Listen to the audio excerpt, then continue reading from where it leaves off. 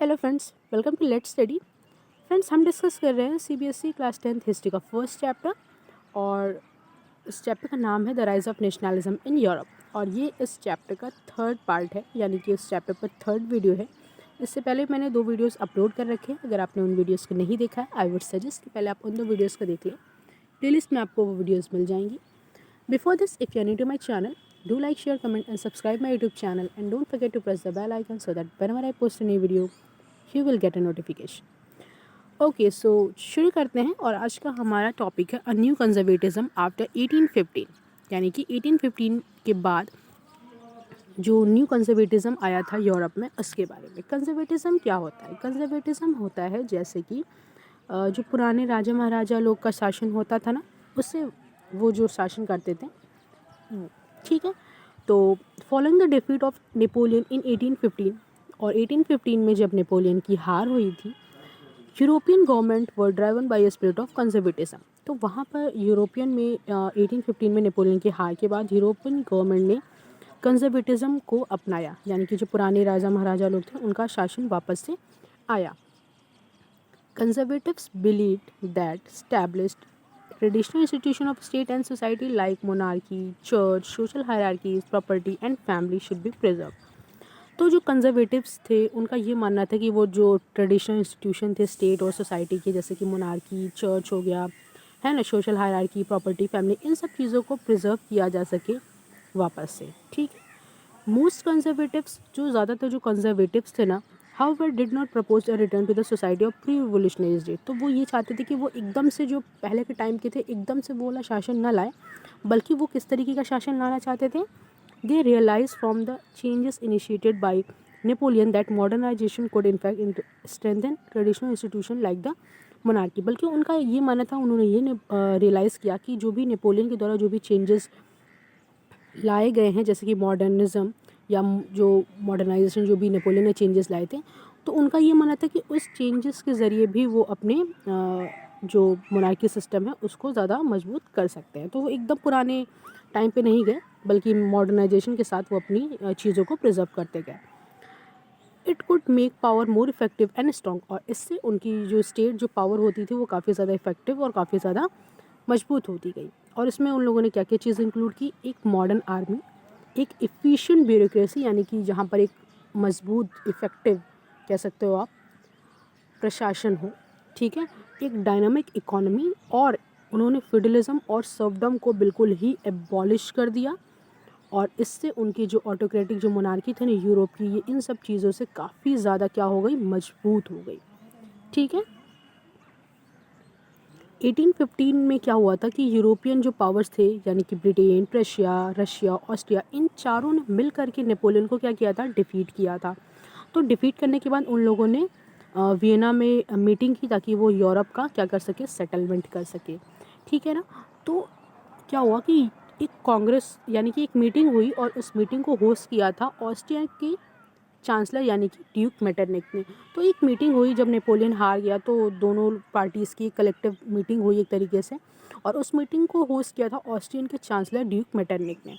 अब उस मीटिंग में हुआ क्या? द डेलीगेट्स, यानी कि जो लोग वहाँ के थे, उन्होंने क्या किया? ट्रीटी ऑफ वेना को उन लोगों ने ड्रीव किया। यानी कि जो ट्रीटी ऑफ वेना हुई थी ना 1815 में, तो उन लोगों ने वेना की ट्रीटी की, यानी कि संधि की। और मेन मकसद क्या था vena of treaty of vena का?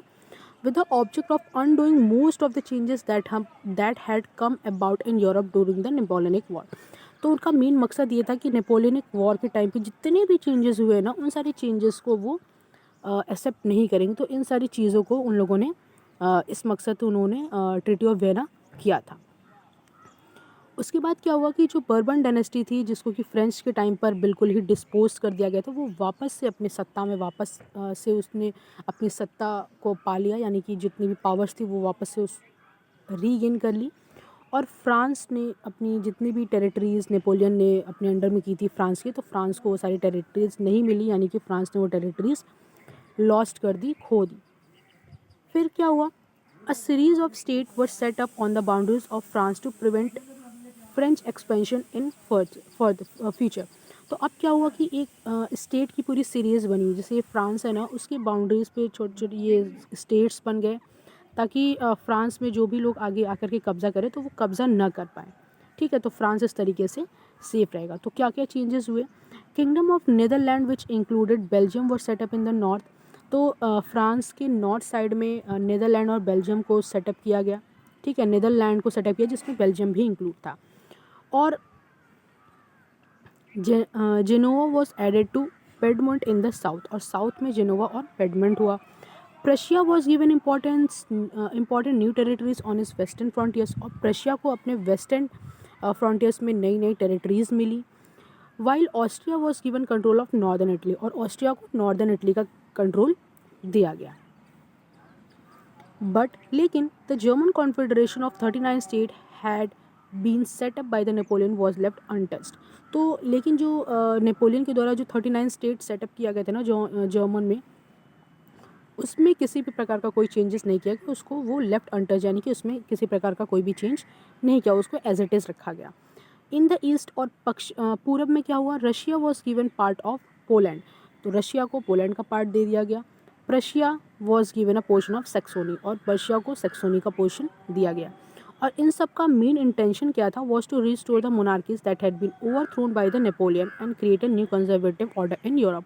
और ये सब करने का मेन मकसद क्या था? ताकि जो भी उन लोगों ने जो नेपोलियन के द्वारा वो जो भी मोनार्कीज़ फेंक दी गई थी, यानी कि ओवरथ्रोन कर ली गई थी, कब्ज़ा कर ली गई थी, उस चीज़ को उन लोग वापस से रीस्टोर करें और एक न्यू कंजर्वेटिज्म जो ऑर्डर है यूरोप में उसको लाएं। ठीक है, कंजर्वेटिव रिजाइम सेटअप इन 1815 वर ऑटोक्रेटिक। तो जो भी कंजर्वेटिव जो रिजाइम थे, जो भी रूल वगैरह सेटअप किए गए थे, वो ऑटोक्रेटिक थे। They did not tolerate criticism and dissent, उनको उस चीज़ पे किसी भी प्रकार का कोई क्रिटिसिज्म बर्दाश्त नहीं था। और उन लोगों ने मतलब कि वो लोग ये चाहते थे कि जो भी वो चीज़ें फैसला वगैरह करे तो उस पर किसी और का कोई वो ना हो, कोई उस चीज़ को क्रिटिसाइज़ ना करे। तो वो एक तरीके से यही चाहते थे कि हमारा जो फैसला है वो हमारा रहे, उस पर किसी का भी कोई क्रिटिसिज्म हम एक्सेप्ट नहीं करेंगे, बर्दाश्त नहीं करेंगे, टॉलरेट नहीं करेंगे। ठीक है, most of them impose censorship law to control what was set in newspaper, books, plays, songs and reflect the idea of. तो अब क्या हो गया? ज़्यादातर लोगों ने क्या किया? सेंसरशिप को इम्पोज कर दिया, यानी कि सेंसरशिप को लागू कर दिया। और मतलब कि जो भी न्यूज़पेपर, बुक्स, प्लेस वगैरह में जो भी लोग कहते थे ना कि मतलब कि पहले के टाइम पे जो न्यूज़पेपर, बुक्स, प्लेस वगैरह के ज़रिए जो लोग फ्रीडम ऑफ लिबर्टी के आइडिया को रिफ्लेक्ट किया करते थे, उस चीज़ पर क्या कर दिया इन लोगों ने? सेंसरशिप लगा दी, ताकि लोग जो हैं उनके मन से ये जो लिबरलिज्म और जो फ्रीडम की जो आइडियाज़ वगैरह आ रहे हैं वो सारी चीज़ों को दबा दिया जाए। ठीक है, the memory of the French revolution nonetheless continue to inspire rebels.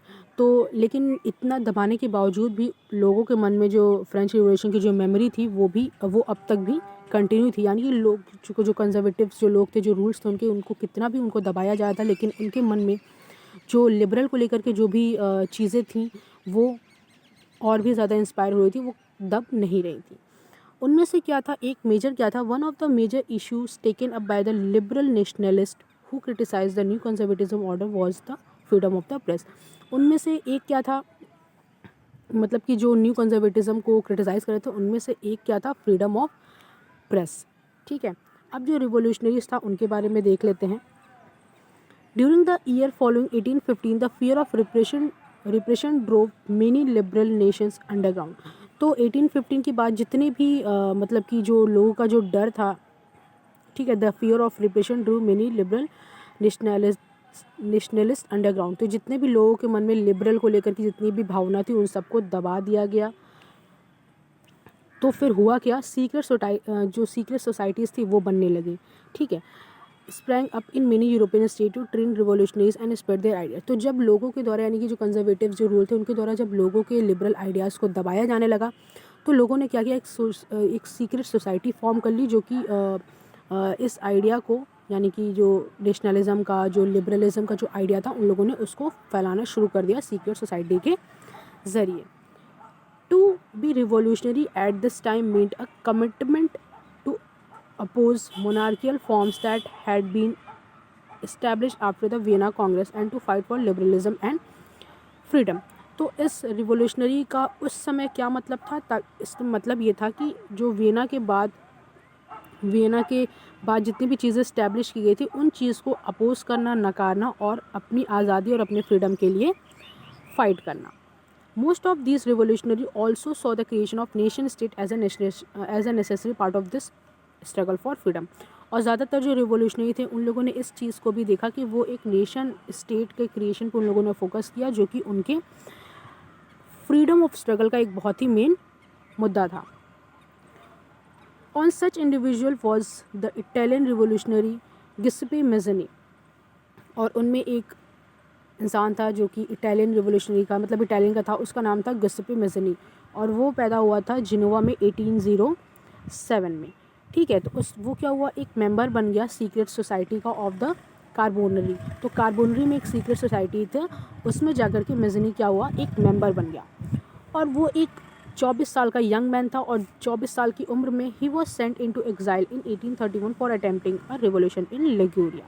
तो लिगुरिया में रिवोल्यूशन करने के अटेम्प्ट में उसे एग्जाइल कर दिया गया 1831 में। तो ये इंपॉर्टेंट है, ये पूछता है, आप याद रखिएगा इस डेट को। He subsequently founded 2 more underground societies. तो उसने 2 और सोसाइटीज़ फाउंड की। तो कौन कौन सी हैं, ये भी इंपॉर्टेंट है। पहली तो है यंग इटली इन मर्सिल्स, और दूसरा क्या था, यंग यूरोप इन बॉन। तो ये 2 सोसाइटीज़ मेज़नी ने फॉर्म की थी। हुज मेंबर्स वो लाइक माइंडेड, और जिनके मेंबर्स इसी की तरह के मतलब कि जैसा इसका विचार था उसी तरीके से उसके मेंबर्स के भी विचार हुआ करते थे। और उनको कौन कौन से देश ने ज्वाइन किया, इन 2 ग्रुप्स को, पोलैंड, फ्रांस, इटली, जर्मन के जो लोग थे उन लोगों ने इन सोसाइटीज़ को क्या किया, ज्वाइन किया। ठीक है। Mazzini believes that God had intended nation to be a super unit of mankind, so Italy could not continue to be a patchwork of small state and kingdom। तो उनका ये मानना था कि वो एक नेशन मतलब कि एक नेशन बनाए, और इटली के जो लोग थे, जो कि इटली का आपको मालूम है, इटली अलग अलग पैचवर्क में डिवाइडेड था, और अलग अलग जगह पे अलग अलग लोगों का शासन था। सो अब इटली इस तरीके का शासन नहीं चाहती थी। इटली ये चाह रही थी कि उसके जितने भी देश हैं वहाँ पर इटली के लोगों का ही शासन हो। ठीक है। It had to be forge into a single unified public within the wider alliance of nation. तो वो ये चाहते थे कि वो एक सिंगल बन जाए रिपब्लिक, और जहाँ पर उनके ही लोग के जो उनके ही लोग हैं वो वहाँ पर शासन करें, ऐसा इटली के लोगों का मानना था। This unification alone could be on the basis of Italian liberty, और इस तरीके का यूनिफिकेशन ही इटली की लिबर्टी दिला सकता था। और इस मॉडल को फॉलो करते हुए जो सीक्रेट सोसाइटीज़ थी उसको जर्मनी, फ्रांस, स्विट्ज़रलैंड, पोलैंड में सेटअप किया गया। ठीक है। उसके बाद क्या हुआ, Mazzini's relentless opposition to monarchy and his vision of democratic republics frightened the conservatives। और मेज़नी की ये जो अपोजिशन थी मोनार्की को लेकर के, मोनार्की के विरुद्ध आवाज़ उठाना और डेमोक्रेटिक का एक आइडिया लाना, वो कहीं ना कहीं कंजर्वेटिव्स को डरा रहा था, उनके मन में एक डर पैदा कर रहा था। जो मेटरनिक था, जो मैंने आपको बताया था ना, Metternich, Duke Metternich describe him. तो ड्यूक मेटरनिक ने गिज़नी को किस तरीके से डिस्क्राइब किया, the most dangerous enemy of our social order. तो ये क्वेश्चन आता है एग्जाम में कि किसने मेज़नी को इस तरीके से डिस्क्राइब किया, तो आंसर आपका हो जाएगा ड्यूक मेटरनिक। ठीक है। ओके, तो आज के लिए बस इतना ही। वीडियो पसंद आई हो तो इसे लाइक करिएगा, फ्रेंड्स के साथ शेयर करिएगा, और अभी तक अगर आपने चैनल को सब्सक्राइब नहीं किया है तो कर लीजिएगा। So thank you so much, see you soon in the next video, till then take care and good bye.